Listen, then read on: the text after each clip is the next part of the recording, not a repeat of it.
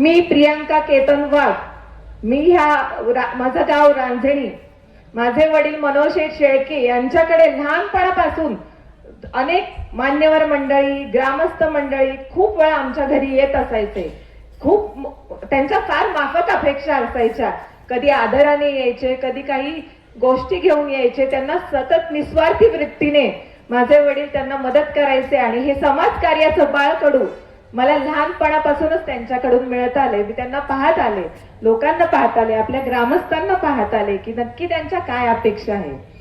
आज या ठिकाणी मला सर्वांच्या कामी येण्याची संधी प्राप्त झालेली आहे आणि या संधीचं सोनं करण्यासाठी मी आपल्या समोर उभी आहे. आज प्रचारादरम्यान भरपूर गावांमध्ये फिरले.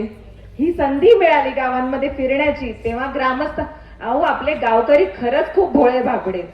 अगदी त्यांच्या माफक अपेक्षा होत्या, म्हणजे आतापर्यंत त्या पूर्ण नाही झाल्या. याचं खरंच मला दुःख वाटतं की ताई, आम्ही बघा 6च्या नंतर घराच्या बाहेर पडू शकत नाही. आज प्रीतीताईंना सुद्धा ही म्हणाल, ताई आम्ही आज 6 नंतर घराच्या बाहेर पडू शकत नाही कारण की रस्ता चांगला नाहीये. आज बिबट्याचा वावर खूप वाढलेला आहे आणि आपल्याकडे रस्ते असे आहेत की तिथे गाडी चालवू शकत नाही. पडलं झडलं तर त्रास होईल.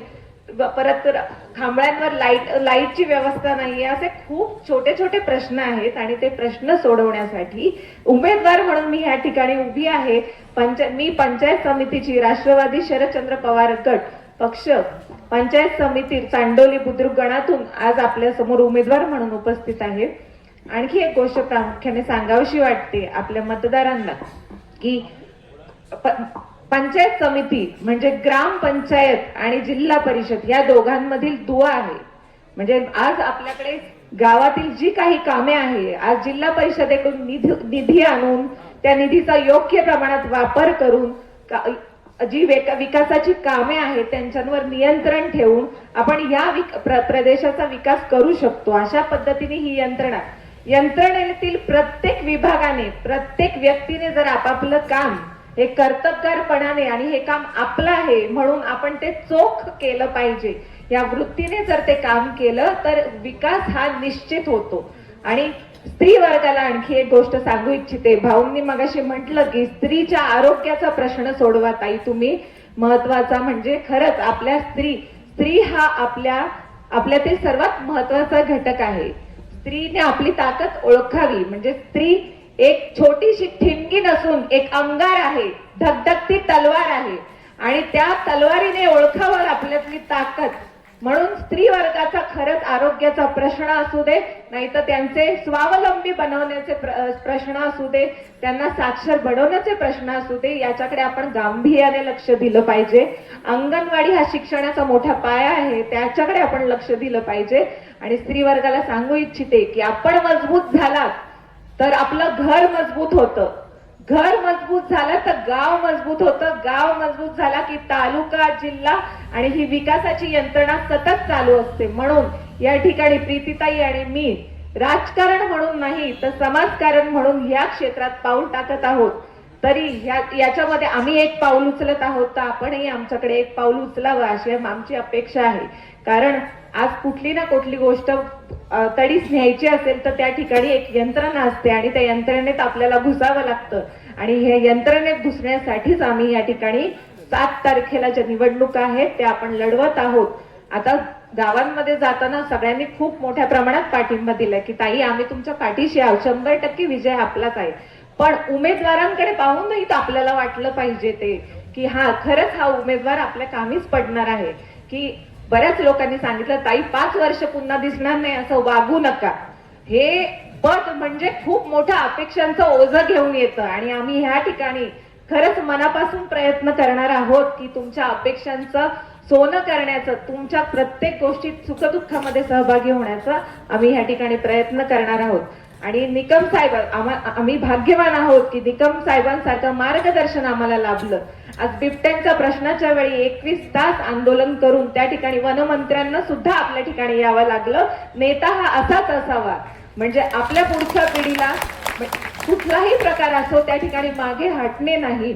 आणि आता आपला शेतकरी राजा शेतात काम करून पिकवतो आणि त्याला बाजारभाव मिळत नाही, तिथेही लढण्यास ते एक मागे पुढे पाहत नाही. हा कर्तृत्वान नेता हा असाच असावा आणि आम्हाला त्यांचं मार्गदर्शन लाभलं म्हणून मी या ठिकाणी त्यांचे आभार व्यक्त करते. आणखी एक गोष्ट मला प्रामुख्याने सांगायची माता भगिनींना की आनंद हा पायाजवळ पाहू नका.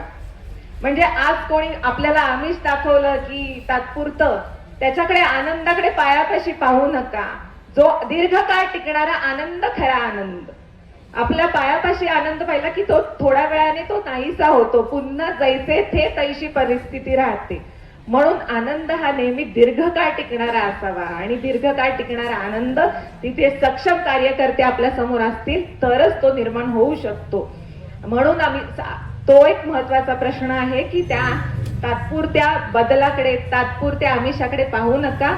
आणि दुसरी गोष्ट म्हणजे 4 दिवसांपूर्वी आपल्या महाराष्ट्र राज्याचं खूप मोठं नुकसान झालेलं आहे. म्हणजे आपले महाराष्ट्र राज्याचे उपमुख्यमंत्री अजितदादा पवार यांचं अपघाती निधन झालेलं आहे.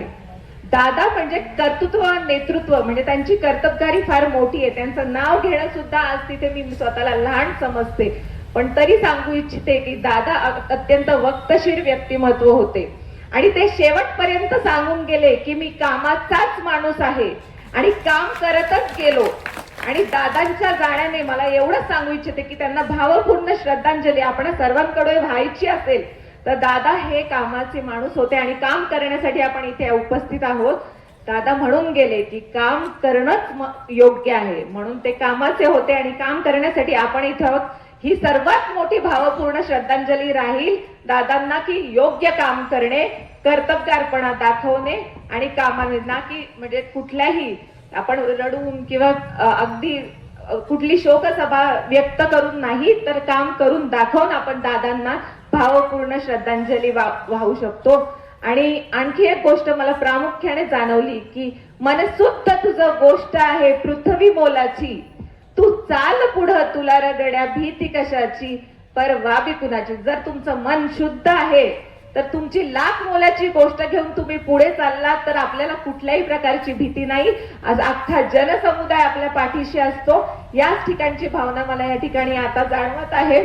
आपल्या गावामध्ये रस्त्याची, अंतर्गत रस्त्याची कामं असतील, लाईटची कामं असतील, त्याचप्रमाणे स्मशानभूमी सुशोभीकरण असेल, स्ट्रीट लाईट असेल, त्याचप्रमाणे पाण्याच्या पाणी आपला आरो प्लांट असेल. आपण आपल्याला मला जेवढं करता येईल शक्य होईल तितक्या योजना आपण त्या ठिकाणी गावामध्ये विकास कामं केली आणि या विकास कामाच्या जोरावर पुन्हा एकदा निवडणूक लढवली. खरं तर आपल्याला आरक्षण असल्यामुळं मी सदस्य पदासाठी उभी राहिले आणि आज आपल्या ग्रामपंचायतमध्ये आपल्या सर्वांना माहिती आहे ग्रामपंचायत सदस्य म्हणून मी पुन्हा एकदा काम बघते आहे. आपल्या गावचा विकास कसा होईल, आपल्या गावामध्ये वेगळ्या वेगळ्या योजना कशा येतील हे नेहमी डोक्यात ध्येय धरून, त्याचप्रमाणे आपल्या गावातील माता भगिनींना आपण कशा प्रकारे पुढे नेऊ शकते. कारण असं म्हणतात एक आई 100 शिक्षकांची भरपाई. आणि जेव्हा माता पुढे जाते, घरातील महिला पुढे जाते, तेव्हा घराचा आणि गावचा विकास झाल्याशिवाय राहत नाही. ज्याप्रमाणे आज मी आपल्या गावापुढे उभी आहे, आपल्या सर्वांशी बोलते आहे, हा फक्त माझ्या कुटुंबाचा नाही तर आपल्या गावाचा विकास आहे आणि यामध्ये मला माझ्या माणसांची साथ आहे. मी खरंच स्वतःला खूप भाग्यवान समजते. आज जिल्हा परिषदेच्या निवडणुकीसाठी राष्ट्रवादी शरदचंद्र पवार पक्षाकडून तुतारी या चिन्हावर ही निवडणूक मी लढवत आहे. ज्याप्रमाणे गावानं मला सरपंच असताना 12-0चा विजय मिळवून दिला, त्याप्रमाणे मला खात्री आहे की आता ह्या निवडणुकीमध्ये माझं गाव मला त्या ठिकाणी संपूर्ण साथ देईल. गावच नाही तर पूर्ण कळंब चांडोली गटातील जे माझे सर्व मतदार बंधू भगिनी आहेत ते सर्व माझ्या पाठी खंबीर उभे राहतील आणि जिल्हा परिषदेची जी काही कामं आहेत ती आपण करूच. त्या ज्या काही योजना असतील त्या तळागाळातील लोकांपर्यंत पोहोचवू. पण त्यापेक्षा जर जास्त महत्वाची गोष्ट कुठली असेल तर मी या ठिकाणी आज ही म्हणजे आपल्याला शब्द देते आणि तो पाळला जाईल याची जबाबदारी मीच घेईल.